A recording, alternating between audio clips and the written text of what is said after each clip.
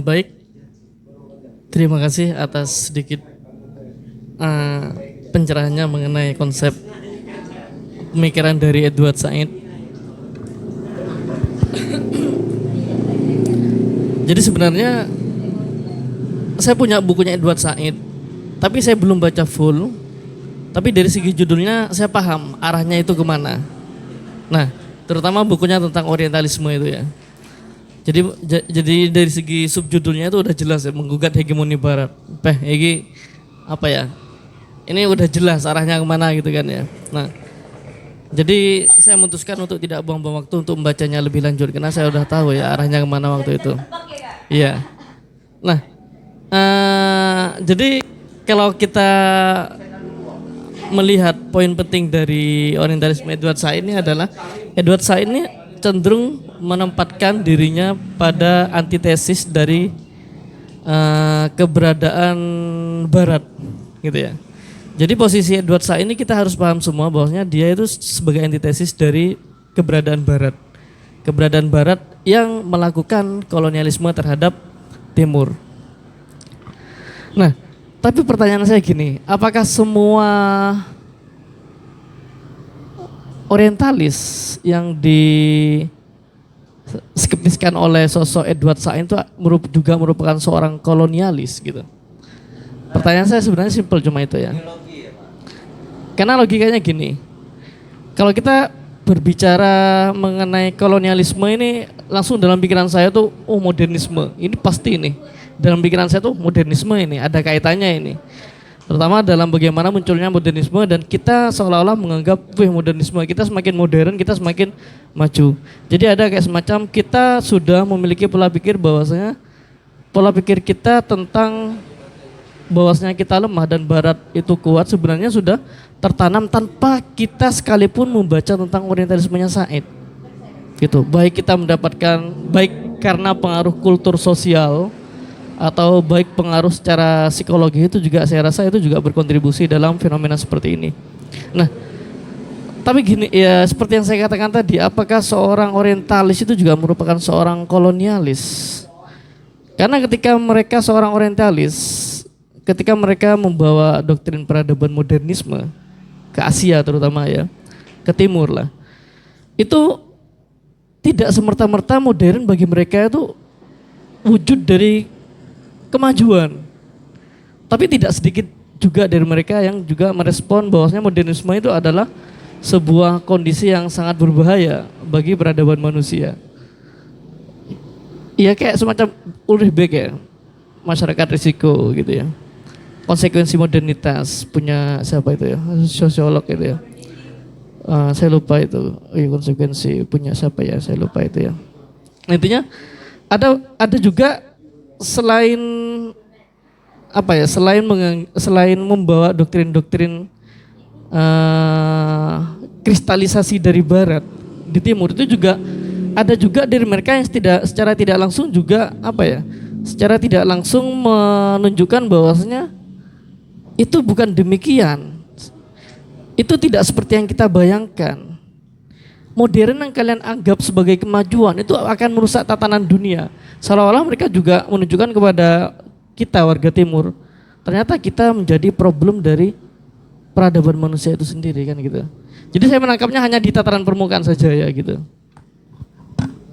Apakah Edward Said itu antitesis dari Barat itu sendiri gitu?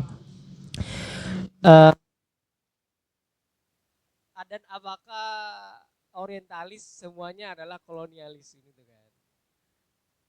Orientalis itu menjadi sebutan sebenarnya bagi sarjana atau mahasiswa di Barat yang mempelajari di Timur gitu. Dan kita ketahui bersama bahwa ada orientalis yang kemudian menjadi seperti halnya meneliti bertahun-tahun tentang Islam kemudian menjadi Muslim gitu. Ada juga yang sains mencari apakah Al-Quran itu sesuai fakta sains. Banyak sekali ilmuwan-ilmuwan yang kemudian mencari kelemahan Islam, tapi kemudian menemukan keagungan Islam. Ada juga yang membuat kamus hadis gitu. Jadi kamus hadis itu yang membuat bahkan bukan dari umat Islam sendiri, tapi dari orang non Muslim. Kemudian dia apa mendapatkan apa ya? Tapi kamus itu kemudian digunakan oleh masyarakat Islam pada akhirnya gitu. Nah, apakah kemudian dengan budaya atau masyarakat timur yang seperti ini menjadi antitesis dari barat itu sendiri? Sepertinya sebenarnya ketika kita melakukan tesis atau antitesis itu sudah ada dalam tesis itu sendiri gitu. Kayak kita mamanya mengarang tesis gitu. Terus ada yang memberikan antitesis. Sebenarnya antitesis itu sudah ada dalam tesis yang pertama gitu.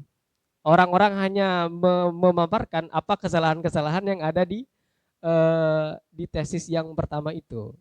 Jadi antitesis itu bukan dari luar, tetapi dari dalam. Ya, jadi antitesis itu dari dalam. Nah, sama dengan hal yang terjadi di wilayah timur, itu adalah sebagai antitesis yang di barat. Artinya barat membuat kekacauan itu sendiri datang dari di wilayah barat itu sendiri gitu. Makanya hingga efeknya perang, perebutan wilayah dan lain-lain. Jadi tesis dan antitesis itu adalah kesatuan. Jadi tesis itu bukan didapat dari luar, tapi timbul dari dalam. Jadi kayak saya mengarang skripsi gitu. Lalu ada yang kontra terhadap skripsi saya. Yang kita bilang dengan antitesis. Antitesis itu datang dari tesis itu sendiri, ada di dalam tesis itu sendiri. Jadi kalau ada bahasa umpamanya, ya nanti kita cari antitesisnya. Nggak usah cari, antitesis itu sudah ada dalam tesis itu sendiri gitu. Antitesis yang kita uraikan itu adalah menguraikan saja, bukan sebagai antitesis yang ada di dalam gitu. Jadi apakah tesis dan antitesis itu sebagai oposisi biner? Enggak, keduanya itu ada di dalam itu sendiri gitu. Apakah Edward Said sebagai antitesis barat? Tidak, dia menguraikan barat gitu. Dia menguraikan barat gitu. Adapun dia menjadi antitesis ya dengan sendirinya karena tesis antitesisnya itu ada di dalam tesisnya dia gitu. Edward Said menguraikan barat ini gimana maksudnya? Dalam artian gini, tanya agak ganjal dari Edward Said ini adalah ketika dia seolah mengeneralisasikan semua sarjana barat itu secara tidak langsung melakukan kolonialisme secara persuasif dalam berbagai bentuk apapun. Saya rasa ini juga merupakan sebuah peran antitesisnya di situ, bukan menjelaskan loh. Kalau menjelaskan dia tidak bersikap, dia memberikan toleransi, dia memberikan apresiasi terhadap beberapa sarjana barat yang membaca timur secara positif kan gitu. Contohnya, apakah ketika misalnya Edward Said masih hidup, apakah Edward Said akan menganggap bahwasanya penemuan Clifford Gert terhadap 3 jenis bentuk struktur masyarakat di Jawa itu apakah sebagai sebuah bentuk kolonialisme? Saya rasa dia akan secara langsung menganggap itu bentuk kolonialisme karena itu berkaitan dengan orientalisme tadi. Bagi Said itu semua sarjana barat ketika membaca timur itu sama halnya dengan membuka cakrawala kita bahwasanya ini loh adalah salah satu bentuk kolonialisme kan gitu. Nah ini juga yang saya temukan celah dari Edward Said itu tidak memberikan sedikit dalam artian tidak sedikit memberikan celah positif terkait kedatangan orientalis tadi. Nah, ya saya contohkan seperti tadi ya, Clifford Geertz. Terus terkadang saya juga sedikit merenung ketika ada fenomena di jurusan ekonomi misalnya. Di jurusan ekonomi itu sebenarnya sudah paham, orang-orang di ekonomi terutama Banu itu ya, meskipun mereka itu sebenarnya sudah paham bahwa problem utama struktural, sosial dan kebudayaan kita itu adalah kesenjangan, kemiskinan. Kita semuanya sudah paham, orang-orang ekonomi juga saya yakin sudah paham, tapi tidak semua dari kita itu mencoba berupaya untuk mengatasi hal itu, tapi kebanyakan dari kita juga masih sering diajarkan tentang bagaimana kita meraup keuntungan sebanyak-banyaknya. Ini kan sebenarnya kembali kepada pribadi masing-masing dalam melihat konteks orientalis tadi. Nah saya rasa itu sedikit penjelasan dari saya, terserah mau ditanggapi atau enggak.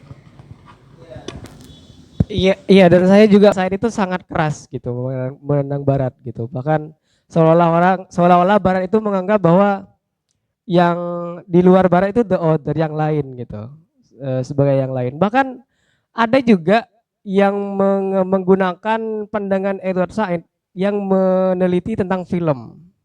Film itu berjudul Will E. Will E itu film itu Will D gitu kan. Tapi Will E gitu.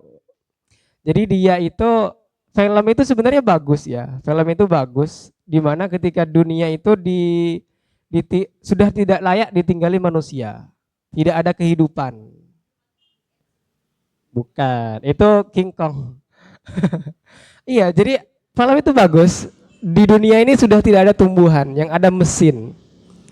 Satu-satunya yang hidup hanya robot yang tugasnya dulu diciptakan untuk membersihkan sampah. Itu. Iya.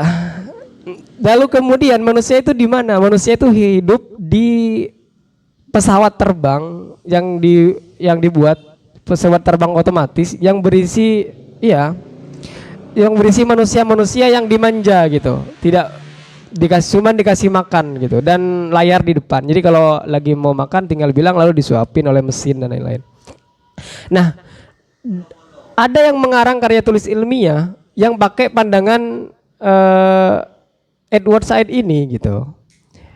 Dia mengatakan dalam karya ilmiahnya itu mengatakan bahwa Will E ini mesin yang hidup di bumi ini sebagai masyarakat timur dan mesin-mesin canggih yang di pesawat terbang itu adalah masyarakat barat gitu. Saya juga menganggap apa korelasinya dari film itu, seolah-olah menganggap Will E ini robot pembersih ini yang warnanya kuning tidak putih, kuning coklat berkarat, itu adalah masyarakat timur, digambarkan sebagai masyarakat timur. Sedangkan mesin yang canggih yang warnanya putih, melayang dan lain-lain adalah masyarakat barat gitu. Jadi ya cukup keras sekali ya, seolah-olah tidak ada yang positif dari barat dalam pandangan Edward Said ini gitu. Jadi itu mungkin teman-teman punya pandangan, punya argumentasi gitu, bukan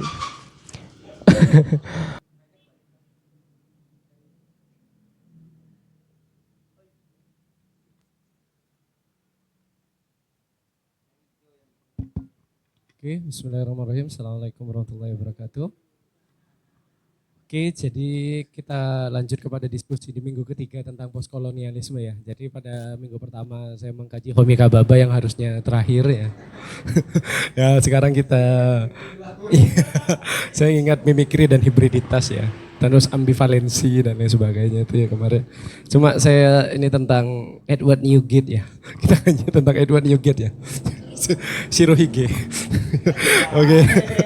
Jadi iya karena dari pembahasan tadi mengingatkan saya kepada kajian-kajian One Piece ya Mas Nanang. Pasti Mas Nanang gak asing lagi. Pertanyaan simpelnya sih. Tapi saya akan uraikan selanjutnya tentang pandangan-pandangan saya pribadi. Pertanyaannya simpelnya kan yang dikritik oleh Edward Said itu tentang hegemoni barat. Pertanyaannya ya kenapa? Why? Why? Kenapa dengan hegemoni barat? Kan gitu ya.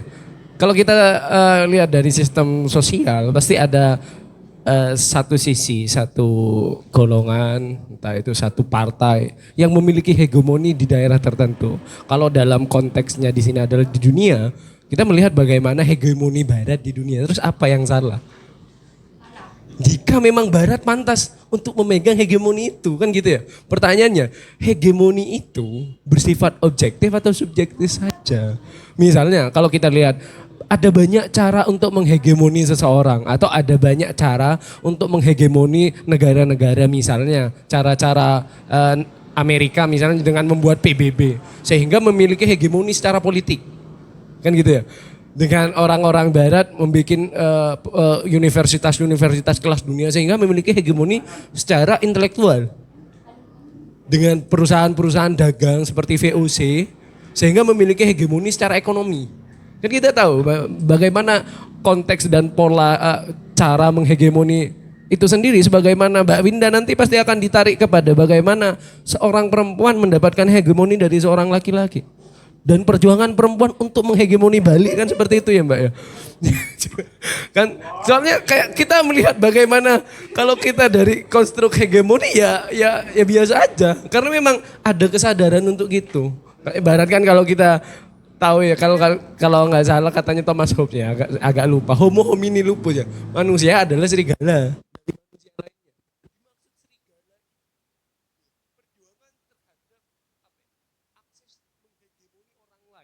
Demi kepentingan apalagi untuk seorang politisi. Kalau ada orang-orang polos yang kayak tidak bisa mengaitkan kepentingan si pribadi terhadap kepentingan orang, itu orang polos. Orang yang mungkin apa ini kesadaran ganasnya ya, kesadaran menjadi serigala aja belum hadir. Mungkin dia seorang santri, saya nggak tahu. Jadi itu pertanyaan dasarnya, apa yang salah kalau kita lihat dari lah iya kan, wong orang-orang yang main terbelakang misalnya ibaratkan gini, kalau biasanya ada di usul fikih juga, ya enggak banyak, karena terlalu banyak memang kajian ini kayak misalnya Gus Baha pernah, kalau memang dalam suatu suatu negara misalnya tentang sogok menyogok, kan ada nih orang yang pantas dan orang yang pantas. Ibaratkan kamu dianalogikan sebagai orang yang pantas dengan memenuhi unsur-unsur tertentu, misalnya saingannya yang misalnya kalau dalam Islam ya saingannya non muslim dan kamu muslim, untuk mendapatkan jabatan itu kamu harus membayar 5 juta, ya nggak apa-apa bayar 5 juta untuk memperjuangkan kebenaran ini, karena kalau tidak anu kan tidak mendapatkan ini misalnya. Berarti kita melihat bagaimana sistem ya, biasanya kan ada beberapa cara-cara menghegemoni sesuatu hal. Salah satu yang paling simpel ya dengan sistem, dengan menakar paradigma kayak oh semuanya harus berparadigma seperti ini. Misalnya tiba-tiba saya masuk nih ke dalam kelas anak SD, saya pasti akan menjadi seseorang yang menghegemoni di kelas itu, karena saya tahu ilmu saya lebih banyak dari mereka dan tidak pantaslah mereka untuk menghegemoni saya, karena saya sadar saat mereka mau menghegemoni saya, masa saya akan terhegemoni dengan orang yang belum tahu perkalian, sedangkan saya sudah paham pembagian.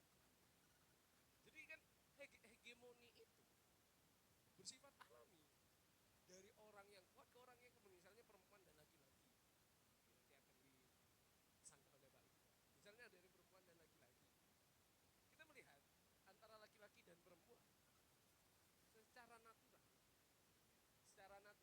laki-laki memiliki kekuatan yang lebih banyak daripada perempuan, dan itu sudah diafiliasi sudah memiliki dalil nakli yang kuat dalam Al-Quran. Iya, salah. Memiliki dalil nakli yang kuat. Makanya ada penelitian, sampean nggak tahu di dalam Al-Quran kenapa kok laki-laki itu dihitung 2 dan perempuan 1. Ternyata itu ada, ya itu penjelasan secara waris. Itu kan penjelasan masih berkaitan dengan sesuatu yang bersifat sosiologis. Enggak, bukan hermeneutika. Ada penelitian sains, biologis, tahu sampean. Ternyata susu air ASI ya. Kok susu ketawa? ASI. Iya, air susu ibu. Ya lupa. ASI perempuan itu, ASI seorang ibu memproduksi kandungan gizi 2 kali lebih besar saat anaknya laki-laki daripada saat anaknya perempuan. Nah, itu biologi dan ilmiah, itu ada penelitiannya. Jadi pemaknaan itu hanya ke dalam hak waris saja itu tidak salah, dan itu memang benar. Tapi tidak hanya sebatas itu, ada penelitiannya lagi. Kenapa kok melihat laki-laki itu 2:1 pada perempuan? Juga ar-rijalu qawwamuna 'alan nisa misalnya ya. Qawamunanya memang bisa kita jabarkan kemana-mana, tapi yang jelas kata qawwamuna itu adalah kayak tangan panjang untuk melakukan hegemoni. Tangan panjang untuk melakukan hegemoni. Kekuatan apapun banyak cara. Misalnya kalau kita lihat dari postkolonialisme, cara utama untuk menghegemoni suatu bangsa, kita lihat dari cara-cara militer dulu. Iya kan? Cara-cara militer. Jadi yang pertama bukan militer dulu, negosiasi. Cuma negosiasinya dibarengi oleh orang-orang yang membawa senjata di belakang. Jadi ada kekuatan untuk mengintimidasi. Jadi hegemoni itu pasti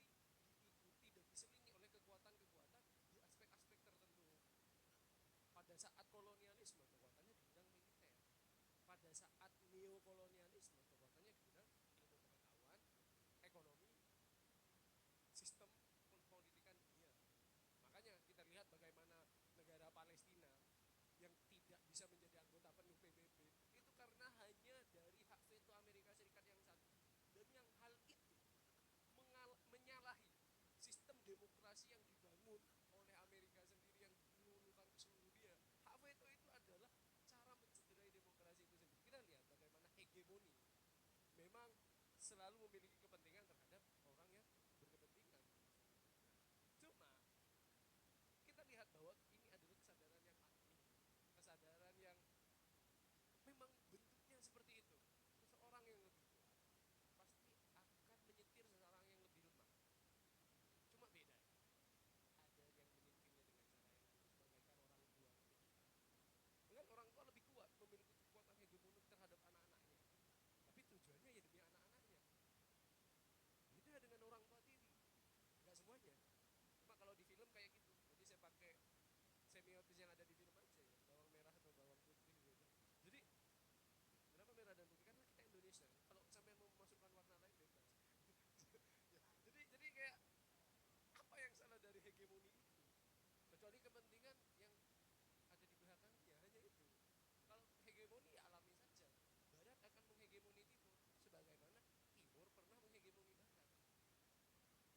Kalau kita melihat pertanyaan kembali kepada Mas Faidul tadi, barat dan timur itu mau dianalog mau kemana gitu, mau kemana barat dan timur, objeknya siapa aja. Kalau saya tanya ke Mbak Winda barusan, karena saya juga tidak terlalu tahu tentang bagaimana itu orientalisme, saya tanya orientalisme itu apa. Jadi orientalisme itu bagaimana mengkaji barat, mengkaji timur dalam perspektif kacamata barat, kata Mbak Winda. Dan ini menunjukkan suatu bentuk hierarki. Hierarkinya bagaimana seorang objek itu memiliki tingkat hierarkis yang lebih rendah daripada seorang subjek, kata Mbak Winda. Dan kita tahu itu. Kenapa? Karena kebenaran suatu objek itu akan diverifikasi melalui paradigma suatu subjek, kan gitu ya. Jadi secara akademik memang saya cocok juga, Mbak. Cuma kalau memang narasinya seperti itu kan ada persoalan baru dengan hadirnya oksidentalisme. Kan gitu. Bagaimana mengkaji barat dari kacamata timur sebagai seseorang yang memiliki kedudukan secara hegemonik dalam bidang intelektual dengan metode-metode yang sudah saya uraikan. Misalnya kayak barat. Bagaimana sampean akan mengkaji barat dengan sudut pandang timur yang secara metodologis lemah, kan gitu. Padahal kan kita orang timur, kita orang yang menjunjung etika. Kita bahkan dalam keilmuan kita menyempatkan kata-kata etika, sehingga kadangkala sehingga kadangkala kita melihat batasan-batasan etika itu kayak menghalangi persebaran intelektual yang lebih riak, lebih luas, lebih dalam, sehingga atas nama etika kita kayak melakukan hambatan-hambatan terhadap keilmuan, terhadap politik.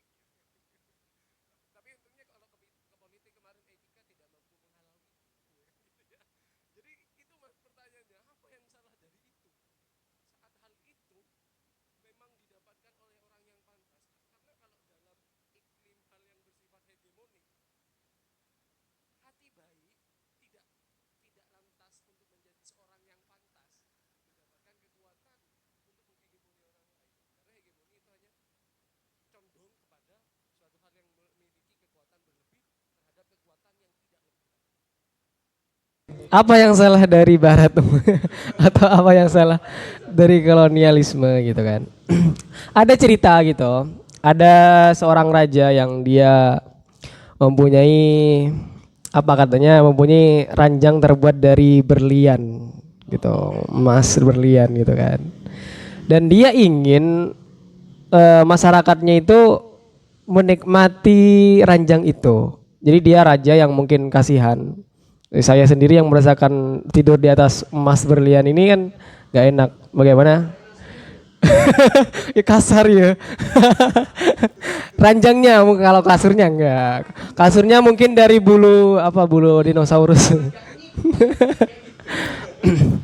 Jadi dia dia mau rakyatnya itu juga merasakan tidur di atas ranjang itu.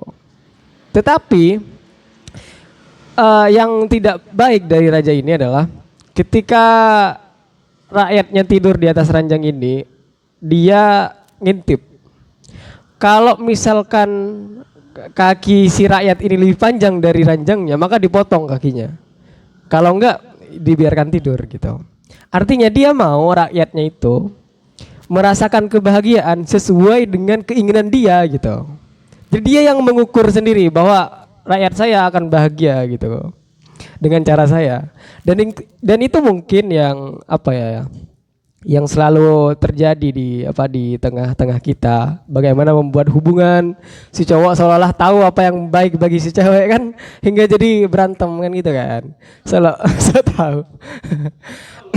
Jadi sebenarnya saya menganggap juga tidak sepenuhnya tidak sepenuhnya negatif gitu. Bahkan dulu kan narasi kalau Islam kan dulu ketika ingin menyebarkan wilayahnya atau menyebarkan agamanya adalah dengan fathuh gitu, dengan pembebasan, dengan pembukaan. Tapi narasi barat yang dibawa juga tentang kebebasan juga kan, ide tentang liberalisme gitu. Bagaimana orang-orang juga merasakan kebebasan, dia tidak diperbudak, dia tidak didikte dan lain-lain, tidak diperalat dan lain-lain. Jadi mungkin bagi saya sendiri juga keinginan untuk menghegemoni itu ada dalam setiap benak manusia dan kadang perlu koreksi gitu, perlu koreksi. Makanya kalau dalam politik perlu adanya oposisi. Siapa yang tidak suka oposisi? Karena setiap hari dan setiap saat memang meskipun niatnya baik, tidak semuanya orang setuju dengan niat itu gitu kan. Jadi dilema seperti itu yang mungkin kita kaji. Sama seperti, nah ini jadi paradigma kita dalam mengkaji bagaimana merukunkan Papua dengan NKRI gitu kan. Jadi yang kita bawa ke Papua adalah bagaimana Saya nggak setuju merukunkan KKB. Papua aman, yang nggak aman KKB. Iya, maksudnya. Jadi kita seolah-olah itu menganggap menilai Papua itu dengan sudut pandang Jakarta gitu. Itu yang mungkin terjadi Itu yang mungkin terjadi pada masa-masa kolonialisme gitu. Memandang timur dari sudut pandang barat gitu. Sama halnya mengendang Papua dari sudut pandang Jakarta atau Jawa gitu. Jadi Jawa adalah kunci gitu kan. Meskipun sebenarnya di awal-awal kemerdekaan itu banyak yang sudah menyarankan bagaimana melepas Irian Jaya, terutama Hatta gitu kan. Karena sudut pandang yang dipakai Soekarno ya menggunakan sudut pandang Jakarta melihat Papua gitu. Bahkan menggunakan Jawa melihat Papua gitu. Jadi Papua itu datang dengan nasionalisme yang baru sebenarnya. Bagaimana kita melihat Papua? Apakah dengan sudut pandang Jawa, apakah sopan santun Jawa berguna di Papua gitu kan? Jadi memahami hal seperti itu yang perlu kita yang perlu kita miliki gitu. Ya simpelnya segitu. Jadi apa yang salah dari koloni dan kita pertanyakan apakah tidak kurang terang bagaimana pembantaian, bom atom. Tapi itu itu memang setiap revolusi pasti mempunyai berdarah-darah kan. Pasti berdarah-darah. Ya mungkin begitu. Mungkin ada paradigma lain, Mbak Winda. Cek. Bicara tentang tadi apa salahnya, saya rasa salah sih. Nggak bisa begitu ya. Nggak gitu juga. Cuman ya salahnya kan karena ini gimana sebagainya lah. Karena kan mungkin saya kemarin bicara tentang Fanon ya. Mungkin kalau orientalisme versi Edward Said memang agak absurd sebenarnya. Mungkin belum jelas karena kan orientalisme baru muncul dan dia masih membawa istilahnya woro-woro dulu lah. Baru nanti woro-woro orientalisme, baru kemudian detail-detail paham-paham dan sebagainya itu dibawa oleh Spivak, oleh Hamid Kebaba, Fenan dan lain sebagainya. Cuman melihat dari apa yang dipaparkan Fenan kemarin itu juga menunjukkan bahwa bagaimana bangsa-bangsa yang dihegemoni itu sangat dirugikan gitu kan. Sama juga sebenarnya isu itu dibawa dalam feminisme kan. Kenapa banyaknya feminisme timur menolak feminisme barat gitu kan. Karena barat itu memiliki kepentingan-kepentingan misalnya enggak ya, ia membawa itu, ada isu-isu itu yang dibawa gitu kan, bagaimana menundukkan gitu kan. Nah, penundukan itu yang kemudian tidak memberikan keleluasaan. Mungkin kalau misalkan dalam konteks sekolah, misalnya begini, dalam konteks sekolah aja gitu kan, ada batasan-batasan tertentu.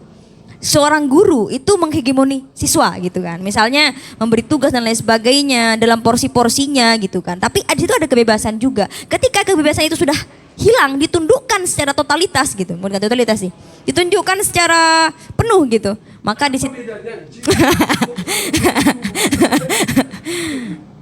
jadi penundukan secara penuh, misalnya bagaimana misalnya Afrika, kalau kata Fenan kemarin dia ditundukkan dengan kepentingan pertama rasisme, dengan kepentingan ekonomi, kapitalisme. Maksudnya ada penindasan struktural akibat dari hegemoni itu. Maka tentu pasti ada yang dirugikan gitu kan.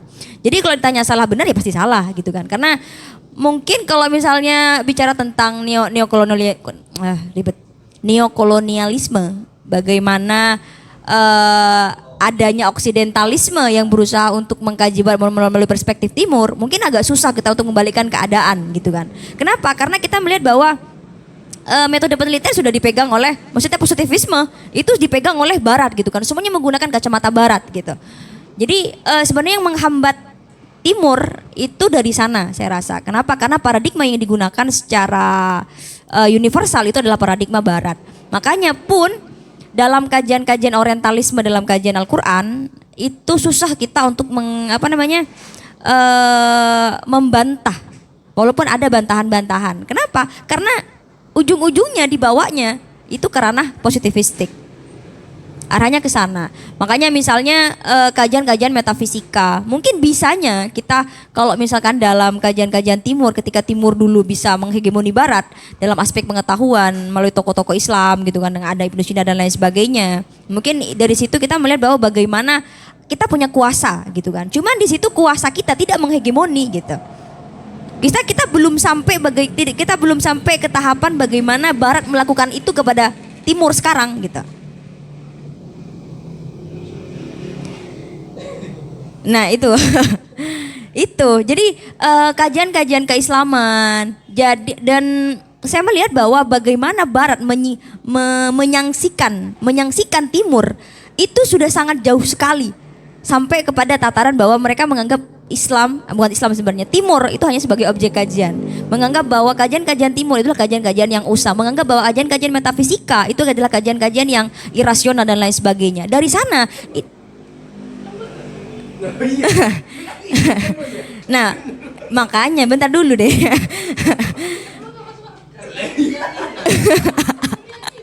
Iya, memang irasional. Bukan irasional sebenarnya. Tidak memberi ruang sedikit pun untuk adanya diskusi-diskusi di situ. Misalnya tidak memberikan ruang-ruang metafisika, tidak memberikan ruang-ruang bagaimana seharusnya kajian-kajian yang tidak bisa dikaji melalui positivistik itu diberi ruang untuk mendapatkan apa ya namanya ya, apa sih? Iyalah itu kebenaran versi mereka gitu. Jadi kebenaran yang digunakan sementara ini hanya kebenaran versi barat, sehingga semuanya seolah-olah gagal lah gitu ya, salah lah gitu kan. Terus apa bulenu terkait laki-laki dan perempuan, terutama terkait 2 banding 1. Iya. Belum tentu. Iya memang kalau dalam feminisme pernikahan adalah bentuk hegemoni yang nyata gitu kan. Bagaimana ada kuasa-kuasa laki-laki di situ. Makanya banyak sekali KDRT itu adalah bentuk, misalnya dalam sederhana KDRT lah. KDRT itu kan adalah bentuk hegemoni laki-laki terhadap perempuan. Nah, hegemoninya itu karena dia tidak mendapatkannya, karena perempuan tidak merasa bahwa dia ada pemberontakan di situ, maka dia berusaha untuk menunjukkan maskulinitasnya sehingga dia menggunakan cara-cara keras. Karena menunjukkan bahwa seolah-olah hegemoni itu bisa didapatkan dengan cara-cara kekerasan yang maskulin.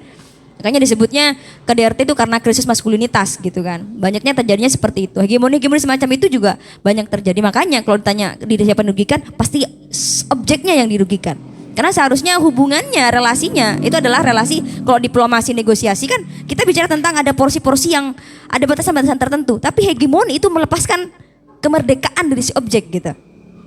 Makanya bangsa-bangsa seperti Indonesia yang dijajah, bangsa-bangsa seperti Afrika dan lain sebagainya, mereka merasa bahwa kalau kata Fanon, mereka seharusnya memberontak gitu kan, berevolusi gitu kan, karena mereka jelas-jelas ditindas pada waktu itu gitu kan, tahap penindasan dari rasis dan lain sebagainya, itu yang membuktikan bahwa mungkin itu juga dirasakan oleh Edward Said. Kenapa dia merasa bahwa sejak awal Barat ini sudah mengambil keuntungan yang berakhir kepada penindasan terhadap bukan kaum bangsa-bangsa timur gitu. Terkait 2:1, saya rasa kalau dibawa ke hermeneutika sekarang sudah karena sudah disinggung oleh Bandung kan tadi kan, bicara tentang sosiologis. Karena 2:1 itu kan pada waktu itu karena banyaknya perempuan yang tidak mengetahui suatu perkara karena tidak diberi keleluasaan untuk belajar tentang suatu perkara itu. Laki-laki lebih memiliki akses terhadap pengetahuan terkait suatu perkara, makanya 2:1. Jadi aspek sosiologis itu memang dipertimbangkan. Maka kemungkinan bahwa kemudian 1:1 itu juga bisa digunakan dalam mengkaji tentang saksi dan lain sebagainya. Itu sih. Kok bisa salah? Kok kesimpulan macam apa itu kok bisa salah? Iya, kan bukan berarti harus mengubah ayat. Bah, Nasih mansuh tidak mengubah ayat. Makanya bukan begitu kesimpulannya. 2:1 kan dibawa adalah aspek sosiologis gitu kan. Makanya tadi hari Julukowo Monalisa itu dibawa ke aspek sosiologis. Gitu. Makanya kalau kita kaji secara sosiologis sekarang, itu kalau kita tarik kalau kita bicara asbabun nuzulnya, dulu 2:1 karena perempuan. Bukan begitu. Makanya 2:1 kan gitu kalau dalam konteks perbandingan. Itu bukan soal perbandingan kuantitas, aku bicara kualitas itu ya. Secara kualitas pengetahuan pada waktu itu laki-laki lebih banyak tahu tentang suatu perkara. Kenapa? Karena perempuan tidak diberi akses gitu loh. Nah sekarang sudut pandang perempuan ini sejarah, ini asbabun nuzul makronya begini, asbabun nuzul makro ini. Perempuan memiliki peran yang signifikan. Apa tuh? Terusnya dalam pembagian hadis. Ternyata banyak hadis dalilnya dari Aisyah. Iya kan satu Aisyah yang dihitung satu. Yang Istri yang lain. Nah justru itu ada hegemoni. Kenapa tidak banyak perawi-perawi hadis dari perempuan yang ada dalam buku-buku sejarah? Itu juga salah satu bentuk hegemoni kan. Jadi 2:1 tadi saya balik ke 2:1 itu karena akses perempuan terhadap suatu, karena perempuan tidak diberi ruang untuk. Iya dulu makanya 2:1. Sekarang boleh 1:1. Jadi kenapa? Karena kepengetahuan dianggapnya pada waktu itu saat dua perempuan, satu perempuan tidak cukup. Kenapa? Karena butuh diyakinkan. Kalau sekarang karena perempuan sudah bisa mengakses suatu perkara, sudah tahu tentang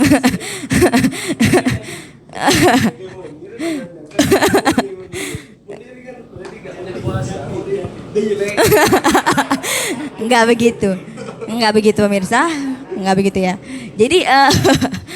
Jadi sudah itu bukan sesuatu yang sakral, tapi sesuatu yang profan bergantung pada bergantung pada aspek sosial. Bagaimana dalam suatu aspek sosial perempuan dan laki-laki sudah memiliki akses yang sama sehingga bisa keadilannya bisa, kesaksiannya bisa dipercaya. Satu perempuan cukup sebagai kesaksian. Begitu. Iya, boleh. Kenapa? Iya, intinya imbang aja.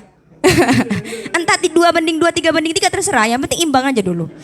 Itu ya, itu aja sih. 4, ya kan ya? Iya, CCTV lebih kuat daripada manusia. Jadi lah iya, gini. Jadi kalau menurut Mbak Winda itu salah karena hegemoni itu melakukan tindakan yang diskriminatif. Persoalannya kan bukan di sana. Kalau persoalan diskriminatif atau tidak, itu bukan persoalan hegemoni. Itu persoalan bagaimana mengeksekusi kekuasaan hegemonik yang ia miliki. Makanya dalam Islam yang masuk surga pertama kali tanpa hisab itu al-imam adil. Iya kan?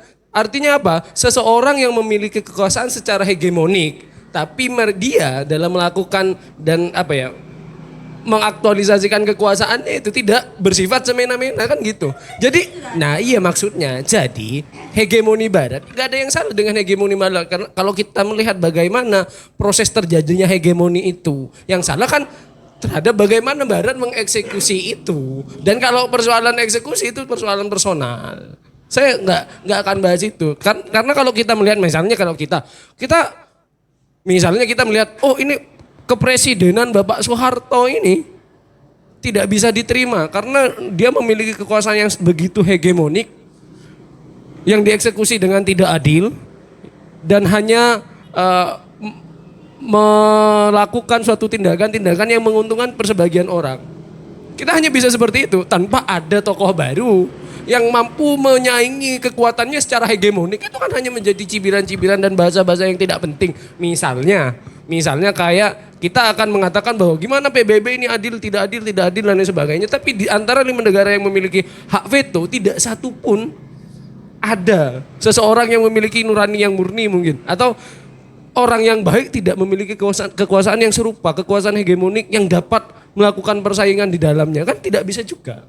Jadi persoalan eksekusi itu adalah persoalan yang lain. Persoalan hegemoni itu pure. Kalau kita melihat dalam rumusan kalau saya masih nggak bisa lupa dari yang dibawa Mas Waidol itu tentang bagaimana hukum murni yang milik Hans Kelsen. Wis murni, hegemoni itu murni terhadap kekuatan. Masalah eksekusi itu dan lain sebagainya itu sudah lain hal gitu. Jadi saya nanya, mana yang salah? Saat memang mereka lebih maju, memang mereka lebih kuat, mereka lebih mapan, mana yang salah?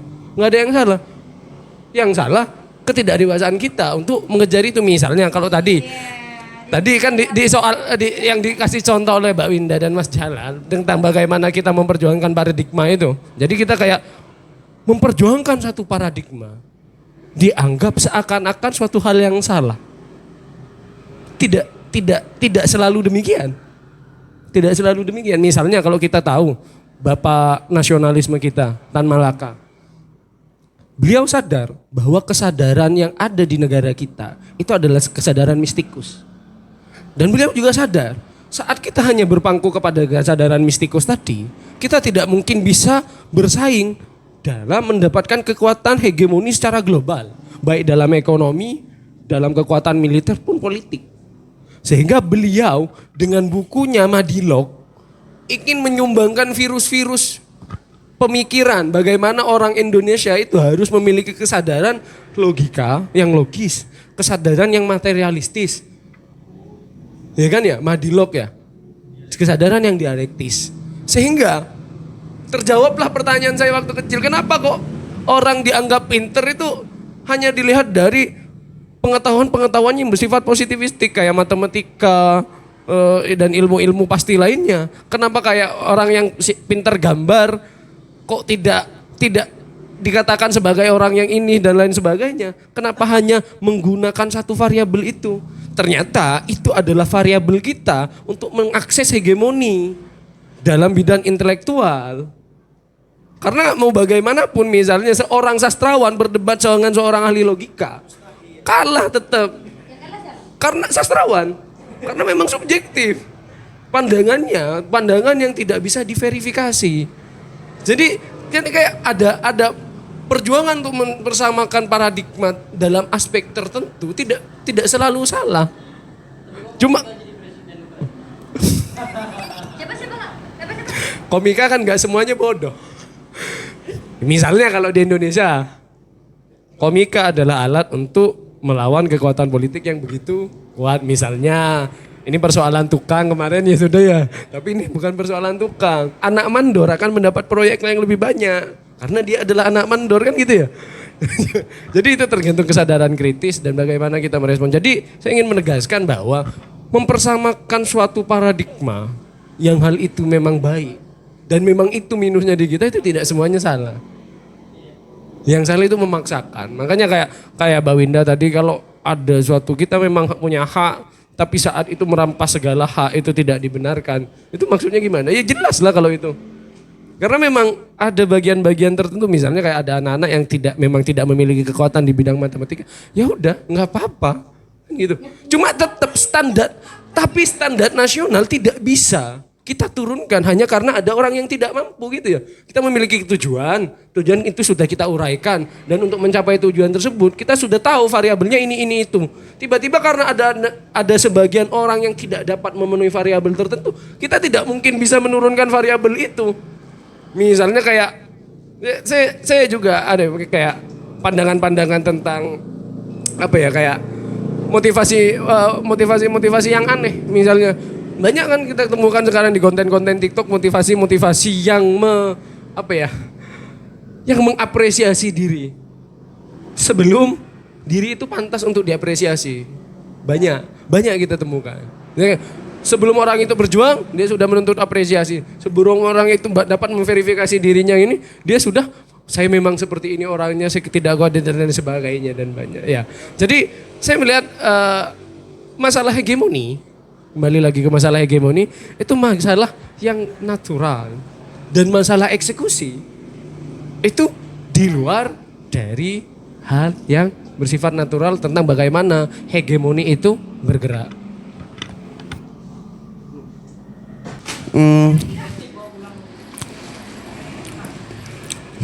Ya. Dari tadi itu, mari.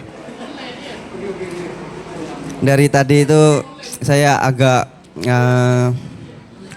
sedikit kebingungan memahami pemikiran dari siapa namanya? Edward Said. Bukan Said Abdullah kan ya. Cuman saya ada pertanyaan yang mungkin sangat dasar sekali gitu. Kira-kira dalam pandangan orientalis dari Edward Said itu kan tadi dijelaskan tentang ada terpengaruh dari hegemoni kan. Lalu kira-kira apa keterkaitan antara hegemoni dengan ideologi gitu? Kan soalnya kan kata Louis Althusser, setiap masyarakat itu berpengaruh untuk menyebarkan ideologi-ideologi yang mereka anut gitu. Jangan-jangan bangsa Barat itu memandang ideologi yang dianut oleh bangsa Timur itu lemah gitu.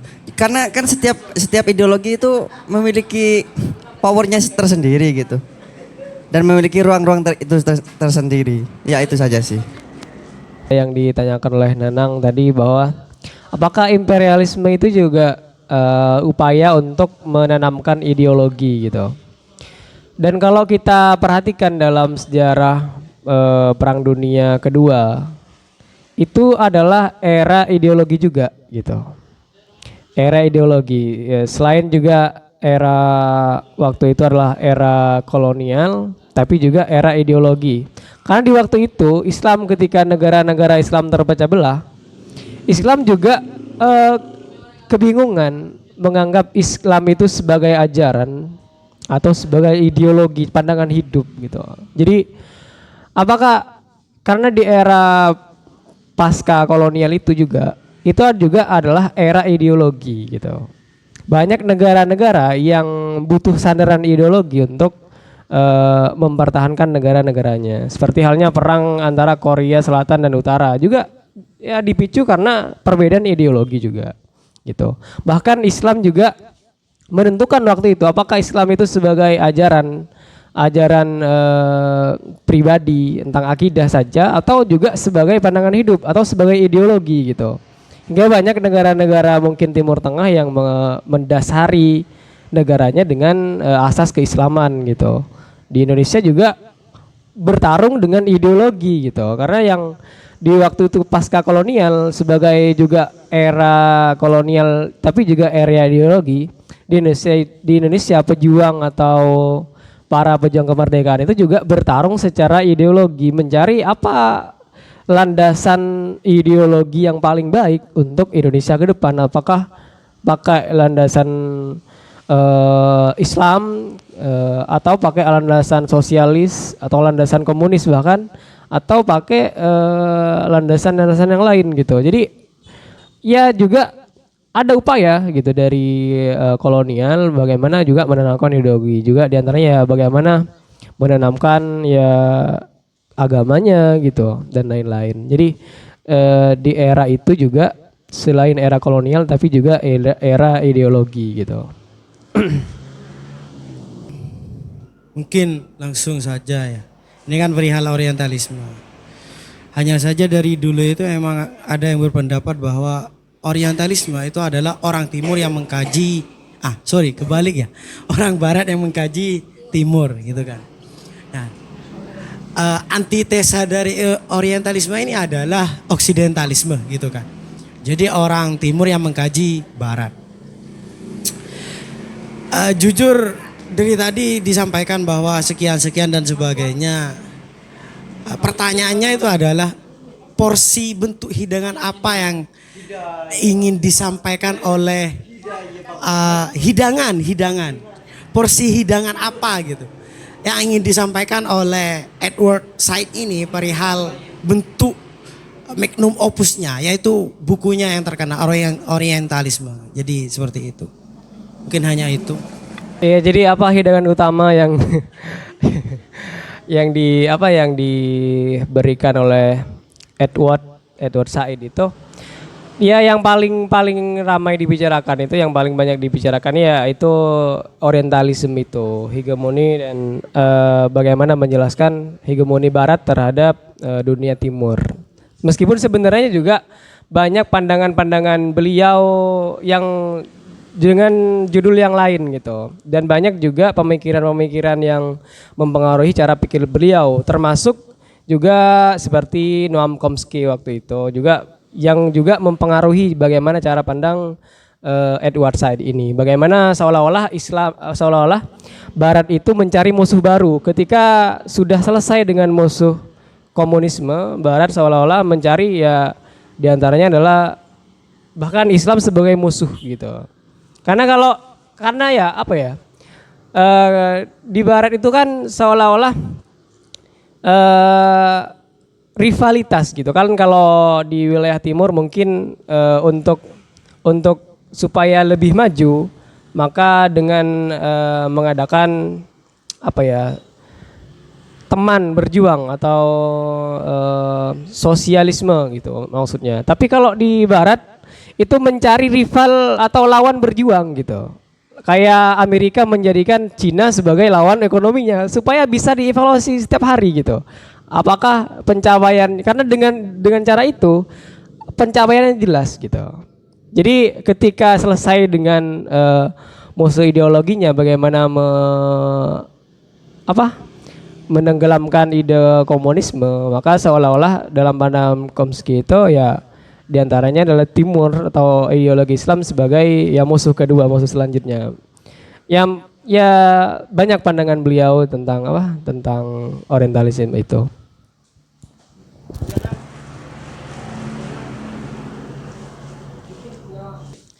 Kata-kata terakhir. Ya, jadi ya itu teman-teman dari yang kita diskusikan dan mohon maaf sekali karena seperti yang teman-teman saksikan, saya mungkin hanya mengasih beberapa pandangan dan saya suka dengan cara argumen, bukan dengan cara sentimen. Jadi kalau teman-teman punya pandangan terkait dia, saya bersyukur sekali. Punya koreksi-koreksi, saya juga berbangga sekali. Dan terkait dan kita diskusikan tentang orientalisme ini adalah kajian kita yang ketiga. Selanjutnya masih ada kajian selanjutnya tentang post orientalism dari siapa? Spivak. Yang akan dibawa oleh Windariana. Jadi tetap ikuti kajian-kajian post orientalism ini dan mudah-mudahan dari kajian-kajian ini kita jadi tahu bagaimana cara pandang Barat ke Timur dan bagaimana kita juga cukup awas. Bahkan dalam pandangan Edward Said itu juga kita juga harus jeli melihat berita-berita yang dikeluarkan oleh Barat, cara pandang Barat, bahkan bagaimana Barat memberikan teori-teori pengetahuan, bahkan bagaimana kita juga harus selektif dalam melihat bagaimana cara pandang Barat ke Timur. Karena setiap hari dan setiap saat hegemoni itu akan terus ada gitu. Ya mungkin itu, terima kasih. Wassalamualaikum warahmatullahi wabarakatuh.